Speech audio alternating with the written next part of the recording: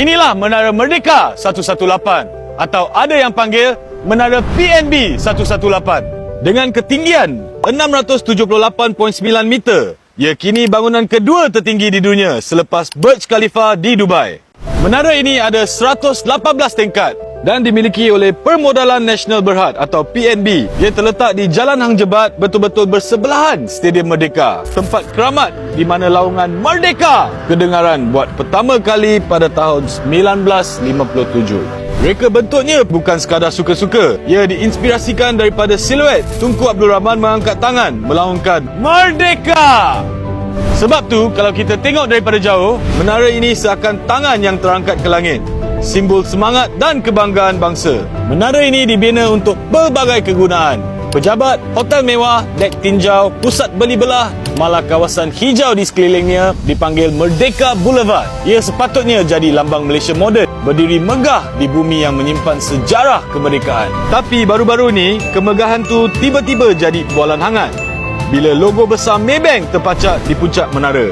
Ramai pula persoalkan, kenapa simbol kemerdekaan ada nama bank di atasnya? Ada yang berkata menara ini sepatutnya menjadi ikon negara ini, bukan sebuah papan iklan. Ada juga yang kecewa, bangunan merdeka tapi nama korporat yang dijulang. Hakikatnya, Maybank adalah penyewa utama menara ini. Lebih 30 tingkat akan menempatkan ibu pejabat baru Maybank dan melalui perjanjian rasmi, mereka diberi hak untuk meletakkan papan tanda korporat di bahagian atas bangunan. Bagi Maybank, ia adalah langkah strategik memperkukuh kehadiran jenama dan operasi di bangunan yang paling moden di negara ini. Tapi bagi sebahagian rakyat, logo tu bukan sekadar lambang bank. Ia seolah menggantikan makna asal dari merdeka kepada komersial. Menara Merdeka 118 tetap menjadi lambang kebanggaan negara Malaysia. Hasil kejuruteraan anak tempatan, simbol kemajuan dan sejarah dalam satu pandangan.